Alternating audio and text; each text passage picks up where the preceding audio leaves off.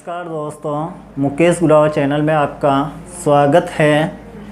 अगर वीडियो पसंद आए तो लाइक और ज़्यादा से ज़्यादा शेयर और सब्सक्राइब कीजिए। आज मैं लेकर आया हूँ राजस्थान कल्चर से संबंधित वीडियो। लोक देवता, राजस्थान के लोक देवता जो सभी कंपटीशनों में काम आते हैं। राजस्थान के लोक देवता, लोक देवता। अब बात करते हैं हम लोक देवता किन्हें कहते हैं। तो लोक देवताओं के बारे में चर्चा करें कि लोक देवता जो समय समय पर समाज के बलिदान के लिए कार्य करें और गायों की रक्षार्थ एवं वचनों के पाबंद हो, अपने वचनों पे निश्चित निर्भर हों, उनसे जो जनमानस में प्रसिद्धि प्राप्त हुई, वह व्यक्ति लोक व्यक्तियों के रूप में पूजे गए। यानी समय समय पर उत्कर्ष कार्य करने, अपने बलिदान और शौर्य के कारण वे व्यक्ति जनमानस में लोक देवता कहलाए। अपने हिंदू धर्म की बात करें तो वहाँ पे लोक देवता, और मुस्लिम धर्म में बात करें तो पीर कहा जाता है। तो लोक देवताओं के बारे में हम चर्चा करें तो राजस्थान के लोक देवताओं में पंच पीरों का नाम आता है। पंच पीर यानी कि 5 पीर। ये 5 पीर कौन थे? तो बात करें पंच पीरों के लिए कहावत है, पाबूजी हड़बूजी, रामदेव जी मंगलिया मेहा, आओ पधारो जी गोगा जी जेहा। इन पंच पीरों में बात है तो सबसे पहले हम देखें पाबूजी हड़बूजी, रामदेव जी मंगलिया मेहा और गोगाजी। ये पंच पीर कहलाए। इन पंच पीरों के लिए हम एक शॉर्ट ट्रिक्स भी याद कर सकते हैं। वह शॉर्ट ट्रिक्स है पंच पीरों के लिए शॉर्ट ट्रिक्स। ये शॉर्ट ट्रिक्स क्या है? ये शॉर्ट ट्रिक्स बात करें इस शॉर्ट ट्रिक्स में कि पंच पीरों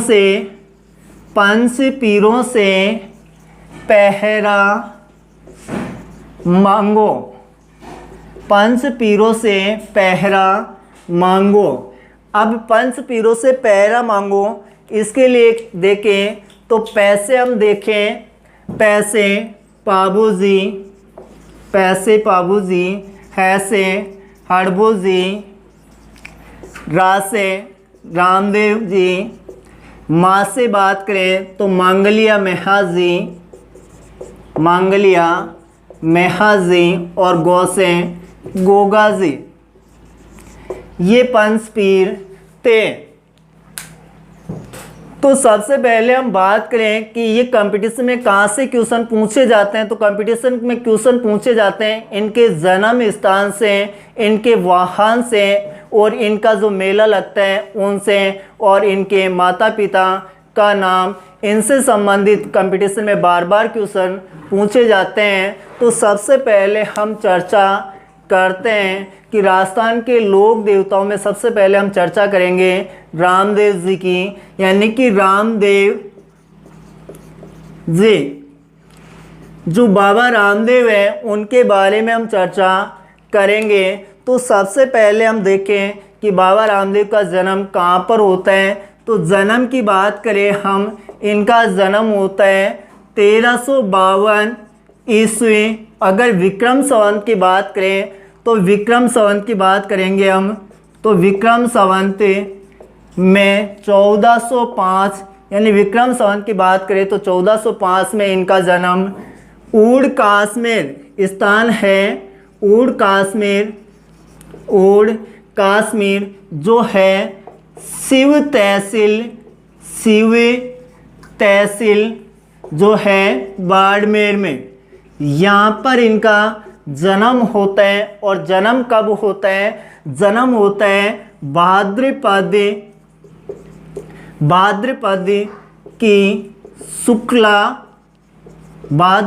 की शुक्ला द्वितीया, इसके दिन इनका जन्म होता है, जिसे बारबेरी बीज भी के नाम से भी जाना जाता है। बारबेरी बीज, जो बार बार कंपटीशनों में ऐसे क्वेश्चन पूछे जाते हैं कि बारबेरी बीज के दिन या बारबेरी बीज किसे कहा जाता है, उनके बारे में क्वेश्चन पूछा जाता है। तो भाद्रपद की जो शुक्ला द्वितीया है उसके दिन बाबा रामदेव का जन्म होता है। बात करें इनके पिताजी की, तो इनके पिताजी का नाम है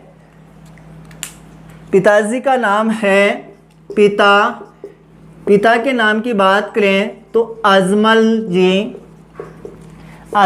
जी तंवर। बात करें पिताजी की तो अजमल जी तंवर। माता का नाम मैणा दे।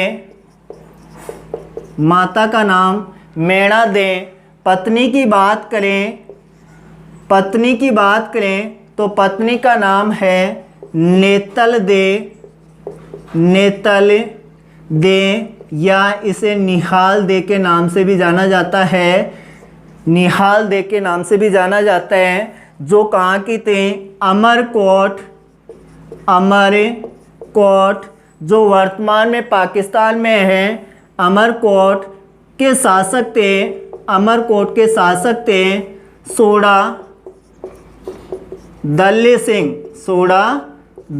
सिंह। इनकी पुत्री थी निहाल दे, जिनसे रामदेव जी का विवाह होता है। बात करें इनके भाई की, तो इनके भाई का नाम था वीरम देव, जिसे बलराम का अवतार माना जाता है। बात करें इनकी बहन की, तो बहन का नाम है सुगना बाई। बहन का नाम था सुगना बाई, जिनका विवाह पुंगलगढ़ के परिहार वंश के राजा थे राव किशन सिंह। उनके साथ इनका विवाह होता है। तो एक बार फिर वापस हम चर्चा करते हैं कि रामदेव जी का जन्म कहाँ पर होता है। तो जन्म की बात करें कब होता है, तो जन्म इनका होता है 1352 ईस्वी में, और विक्रम संवत की बात करें तो 1405। और किस स्थान पर होता है, तो ऊड़ कासमेर शिव तहसील जो है बाड़मेर में इनका जन्म होता है। और कब होता है, भाद्रपद की शुक्ल द्वितीया, जिसे बारबेरी बीज के नाम से भी जाना जाता है। बात करें इनके पिताजी की, तो पिताजी का नाम है अजमल जी तंवर। माता का नाम है मैणा दे और पत्नी का नाम है नेतल दे व निहाल दे। जो निहाल दे कहाँ की थी, अमरकोट के शासक थे सोड़ा दल्ले सिंह, उनकी पुत्री थी। भाई की बात करें तो भाई का नाम था वीरम देव, जो बलराम का अवतार माना जाता है। अब बात करें इसकी बहन की, तो बहन का नाम था सुगना बाई, जिनका विवाह पुंगलगढ़ के परिहार राव किशन सिंह के साथ हुआ था। इसी के आगे हम चर्चा करते हैं कि रामदेव जी के उपनाम, यानी कि इन्होंने जो कार्य किए, समाज के लिए कार्य किए, उनके बारे में हम चर्चा करें। तो देखें इनके उपनामों के बारे में हम बात करते हैं। उपनाम के बारे में हम देखें तो इनको रामासा पीर के नाम से भी जाना जाता है। रामासा पीर, रूणेजारा, धनी,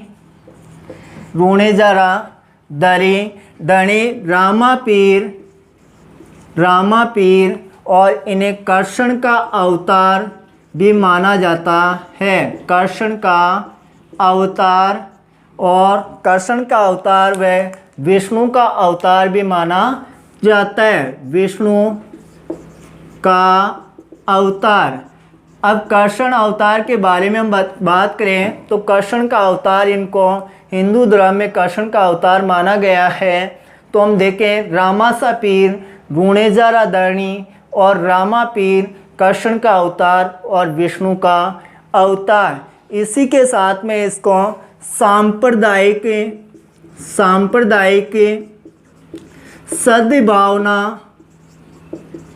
सांप्रदायिक सद्भावना का लोक देवता भी कहा जाता है। सांप्रदायिक सद्भावना के लोक देवता के नाम से भी जाना जाता है। तो इनके उपनाम क्या हैं? रामासा पीर, रूणेजा राधरणी, रामा पीर कृष्ण का अवतार व विष्णु का अवतार और सांप्रदायिक सद्भावना का लोक देवता। इसके बाद में हम चर्चा करें, देखें कि सबसे पहले रामदेव जी ने जब यानी कि रामदेव जी जो थे मल्लीनाथ के समकालीन थे, मल्लीनाथ के समकालीन थे। तो मल्लीनाथ ने रामदेव जी को एक जागीरी प्रदान की थी जो थी पोकरण नामक जागीरी रामदेव जी ने को दी मल्लीनाथ ने। और वह जागीरी इन्होंने रामदेव जी ने अपनी भतीजी को दहेज के रूप में दे दी थी। अब बात करें पोकरण की, तो पोकरण में एक स्थान है सातलमेर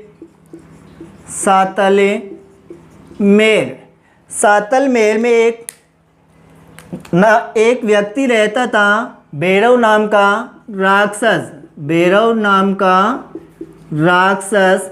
इस राक्षस का रामदेव जी ने वध किया, क्योंकि जो भैरव नामक राक्षस था वो गायों का वध करता था। इसलिए सातलमेर में भैरव नामक राक्षस का वध करके पोकरण से ये वापस रूणीजा आ जाते हैं और रूणीजा में अपनी तपोस्थली बनाते हैं। रूणीजा में वहाँ पर आकर निवास करने लगते हैं और रूणीजा में रहते हुए इन्होंने वहाँ पर अपने हम पर्चों की बात करें कि इन्होंने क्या क्या चमत्कारी कार्य किए थे, तो चमत्कारी कार्यों के बारे में चर्चा करें तो सबसे पहले इन्होंने अपनी माताजी को पहला पर्चा दिया था। उसके बाद में अपनी बहन के पुत्री को बचाया था और अपनी पत्नी जब विवाह हो रहा था वो पैरों से पांगली थी, तो उन्होंने फेरों में ही उनके पैर ठीक कर दिए थे। इस प्रकार इन्होंने चमत्कारी कार्य किए थे। और उसी के बाद में हम देखें तो रूणीजा में अब इनके एक गुरु थे, गुरु का नाम था गुरु के बालीनाथ और बालीनाथ से इन्होंने शिक्षा प्राप्त की और बालीनाथ के साथ ही इन्होंने एक पंथ की स्थापना की। वह पंथ था कामड़िया पंथ। इस पंथ की इन्होंने स्थापना की और इस पंथ की जो महिलाएं थी उन्होंने एक रामदेव जी का जब मेला लगता है उस समय 13 ताली नृत्य करती थी, यानी कि 13 मंजीरे लेकर नृत्य करती थी, जो 2 अपने हाथ पे, 2 कोहनी पे और बाकी सभी जो मंजीरे थे वो पैरों पे बांधकर नृत्य करती थी। कामड़िया पंथ के साथ इन जो महिलाएं थी वो 13 ताली नृत्य करती थी। और इनके बारे में कुछ शब्दावलियाँ हैं। शब्दावलियों की बात करें हम, जो यहाँ पे पैदल यात्री होते हैं, पैदल यात्री, उन्हें जात्रु कहते हैं, जात्रु। और बात करें हम इनके दौजा की, दौजा या पताका की हम बात करें तो इनकी दौजा जो होती थी वो 5 रंग की होती थी, 5 रंग की या सफ़ेद, 5 रंग की या सफ़ेद होती थी। इनके घोड़े की बात करें, जो वाहन है, वाहन की हम बात करें तो इनका जो घोड़ा था वो था नीला, जिसे कहते हैं नीले घोड़े वाला सवार, नीला घोड़ा। इसी के साथ में इन्होंने एक आंदोलन भी चलाया था, एक आंदोलन। उस आंदोलन की बात करें हम कि उस समय जो मुस्लिम समाज था वो ज़बरदस्ती हिंदुओं को पकड़कर मुस्लिम बना रहे थे और उन्हीं की शुद्धिकरण के लिए, यानी कि वापस उनको मुस्लिम से हिंदू बना दिए। और वह आंदोलन था शुद्धि आंदोलन। वह आंदोलन था शुद्धि आंदोलन। शुद्धि आंदोलन, शुद्धि आंदोलन, यानी कि इन्होंने जो ज़बरदस्ती मुस्लिम बना दिए गए थे उन व्यक्तियों को वापस हिंदू बनाया। इसी के साथ में इनके बारे में एक और है कि यह एक ऐसे लोक देवता थे कि लोक देवता के साथ यानी देवताओं में पूजे जाते थे, और ये एक कवि भी थे। ऐसे एकमात्र लोक देवता जो कवि थे, यानी कि ये ऐसे एक लोक देवता है जो कवि थे, और इन्होंने अपना एक ग्रंथ लिखा था। वो ग्रंथ था 24 वाणियाँ। ये ग्रंथ इन्होंने लिखा था 24 वाणियाँ।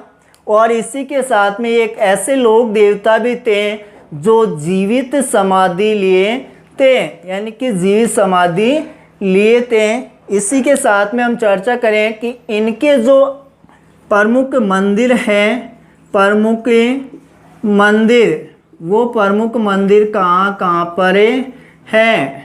तो प्रमुख मंदिरों के बारे में हम चर्चा करें तो सबसे पहले हम देखें रूणीजा जैसलमेर में, वहाँ पर इनका प्रमुख स्थल है। उसी के साथ में देखें तो बिराठिया जो पाली में है, बिराठिया जो पाली में है, वहाँ पर है सुरताखेड़ा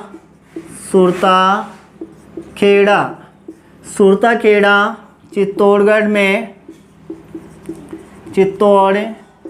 में। और बात करें अन्य प्रमुख स्थल तो छोटा रामदेवरा, यानी कि भारत का जो छोटा रामदेवरा है, भारत का छोटा रामदेवरा जो जूनागढ़ गुजरात में है। बात करें कि राजस्थान का छोटा रामदेवरा, राजस्थान का छोटा रामदेवरा जो है वो है कुंडियावास नागौर में, यहाँ पर एक छोटा रामदेवरा है। और जो बालीनाथ की तपोस्थली थी बालीनाथ की जो तपोस्थली थी मसूरिया पहाड़ी पर, वहाँ पर भी इनकी मंदिर बना हुआ है। मसूरिया पहाड़ी जो है जोधपुर, मसूरिया पहाड़ी जोधपुर। अब बात करते हैं कि इन्होंने जो जीवित समाधि ली थी वो कहाँ पर ली थी और कब ली थी। तो जीवित समाधि की बात हम करें तो यहाँ पर देखें कि इनके जन्म के बारे में हम बताएं, जन्म के बारे में कि इनका जन्म कब होता है। भाद्रपद शुक्ल द्वितीया को, भाद्रपद शुक्ल द्वितीया को। और इन्होंने जो समाधि ली थी वो ली थी भाद्रपद शुक्ल एकादशी एकादशी को इन्होंने जीवित समाधि ली थी। वो कहाँ पर ली थी? राम सरोवर झील है, वहाँ पर इन्होंने जीवित समाधि ली थी, जीवित समाधि ली थी। तो इनका प्रारंभ यानी कि जन्म भाद्रपद शुक्ल द्वितीया को और जीवित समाधि एकादशी। बात करें इनका मेला, तो इनका मेला चलता है भाद्रपद शुक्ल द्वितीया से लेकर भाद्रपद शुक्ला एकादशी तक। शुक्ला एकादशी तक जो इनके भक्त थे वो मेघवाल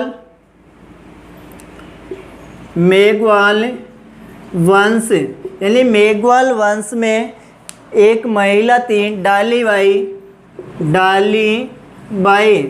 डालीबाई ने इनको धर्म बहन बनाया। और जो मेघवाल वंश के व्यक्ति थे वो रिखिया कहलाते थे, रिखिया। अब बात करें इनके फड़ के बारे में, तो जो इनकी फड़ है उसका वाचन बीकानेर व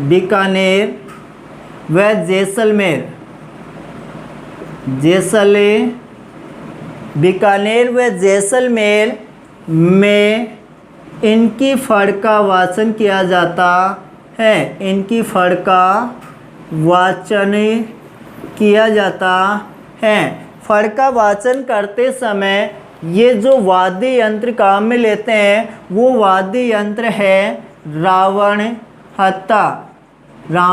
हत्ता वाद्य यंत्र काम में लेते हैं। रावण हत्ता वाद्य यंत्र, यानी कि जो इनके गीत होते हैं वो ब्यावले भक्तों द्वारा गाए जाते हैं।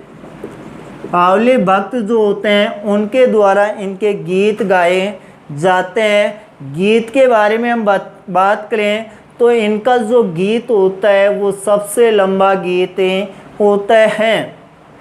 इसी के देखें पास कि जब भी एक रम्मत नाट्य है, रम्मत नाट्य, उस नाट्य की शुरुआत करने से पहले ही रामदेव जी के गीत गाए जाते हैं या भजन गाए जाते हैं। रामदेव जी के भजन या गीत गाए जाते हैं, यानी कि रम्मत नाट्य की शुरुआत करने से पहले रामदेव जी के गीत गाए जाते हैं। अब हम वापस देखें, चर्चा करें कि इनके जन्म के बारे में देखें तो इनका जन्म 1352 ईस्वी विक्रम संवत 1405 को इनका जन्म ऊड़ कश्मीर में एक शिव तहसील है, और शिव तहसील कहाँ पर है? बाड़मेर में। इनका जन्म कब हुआ? तो भाद्रपद की शुक्ल द्वितीया को इनका जन्म होता है। इनके पिता का नाम था अजमल जी तंवर, पिता का नाम अजमल जी तंवर, माता का नाम मेणा दे, माता का नाम मेणा दे, माता का नाम है मेणा दे।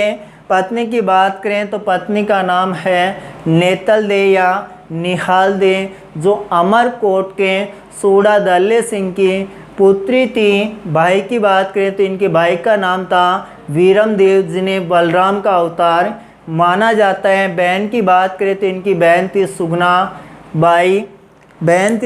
बाई, जिनका विवाह पुंगलगढ़ के परिहार वंश के राजा राव किशन सिंह के साथ किया गया। और इनकी एक धर्म बहन थी जो इनका नाम था डालीबाई, और डालीबाई इनसे एक दिन पहले जीवित समाधि लेती है, क्योंकि जब रामदेव जी समाधि लेने के लिए जाते हैं उस समय इन दोनों के बीच में शर्त होती है कि यहाँ पर खुदाई में जो सामान पुरुष का या महिला का जो भी मिलेगा पहले वो ही समाधि लेगा। तो इस प्रकार से उन्होंने शर्त रखी, तो वहाँ से महिलाओं के जो श्रृंगार के सामान थे वो मिलते हैं। इसलिए रामदेव जी से एक दिन पहले ही डालीबाई जीवित समाधि लेती है, और भाद्रपद शुक्ला एकादशी को रामदेव जी जीवित समाधि लेते हैं। दोनों की समाधि एक ही स्थान पर है, रूणीजा में। इसी के साथ हम चर्चा करें कि इनके जो प्रमुख मंदिर हैं, प्रमुख मंदिरों के बारे में करें तो प्रमुख मंदिर कहाँ पर है? रूणीजा जो जैसलमेर में है, बिराटिया पाली में है, सुरता खेड़ा चित्तौड़गढ़ में है, और भारत का जो छोटा रामदेवरा है वो है जूनागढ़ जो गुजरात में है। राजस्थान का छोटा रामदेवरा की बात करें तो कुंडियास जो नागौर में है वहाँ पर है, और मसूरिया पहाड़ी जोधपुर पर भी इनका मंदिर है।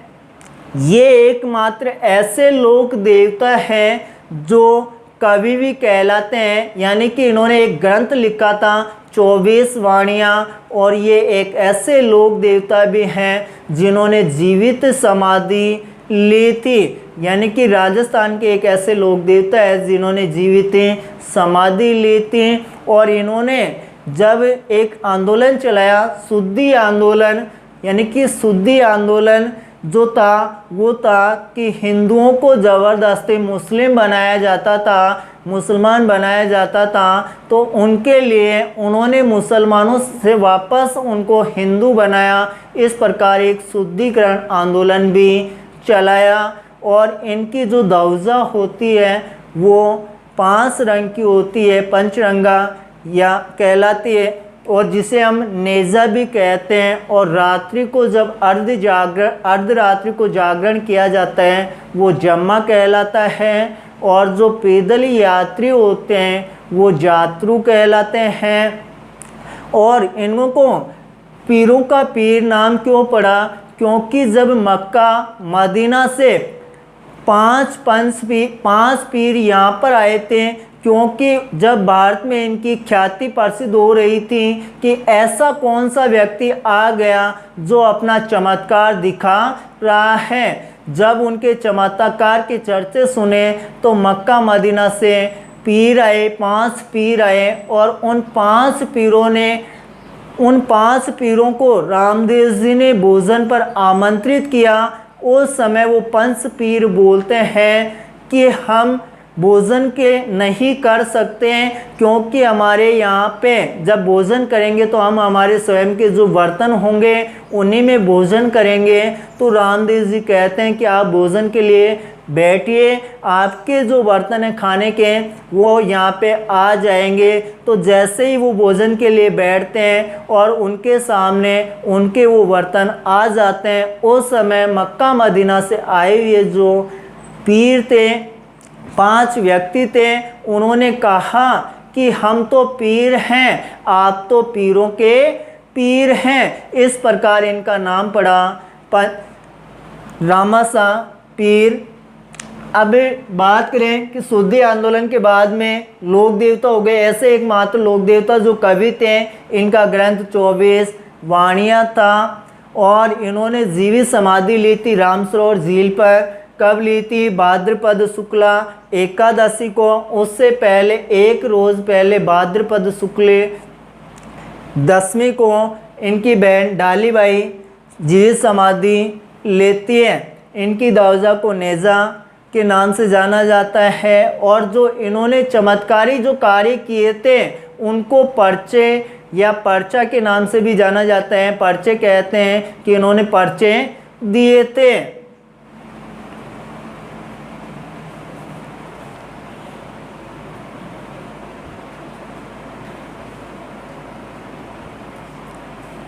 दोस्तों, मेरे द्वारा जो ये बताई गई चीज़ें हैं, अगर आपकी समझ आती है तो इसको ज़्यादा से ज़्यादा अपने दोस्तों में शेयर कीजिए और लाइक कीजिए और चैनल को सब्सक्राइब कीजिए, जिससे आपके लिए एक बेहतरीन से बेहतरीन वीडियो लेकर मैं आगे की क्लास में उपस्थित हूँ। जय हिंद, जय भारत।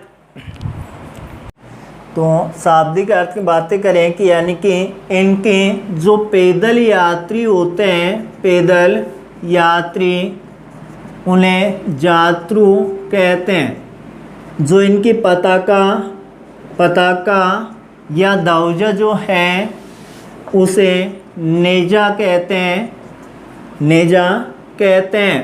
बात करें इनके प्रतीक चिन्ह की कि इनका प्रतीक चिन्ह क्या है, तो प्रतीक चिन्ह है पगलियाँ, जिनकी पूजा की जाती है, इनके मूर्ति की पूजा नहीं की जाती है, इनके पगलों की पूजा की जाती है। अब बात करें इनके मंदिर के निर्माण की कि इनके मंदिर का जो निर्माण है वो किसने करवाया था, तो मंदिर का निर्माण राव गंगा सिंह द्वारा इनके मंदिर का निर्माण करवाया गया था, राव गंगा सिंह। और इनके समाधि के बारे में चर्चा करें तो इनके भाद्रपद शुक्ला यानी कि भाद्रपद शुक्ला द्वितीया को तो इनका जन्म होता है, द्वितीया को जन्म, और ये जीवित समाधि लेते हैं भाद्रपद शुक्ल एकादशी को ये जीवित समाधि लेते हैं, यानी कि 1458 में ये जीवित समाधि लेते हैं राम सरोवर झील के पास में। राम सरोवर झील के पास में ये जीवित समाधि लेते हैं।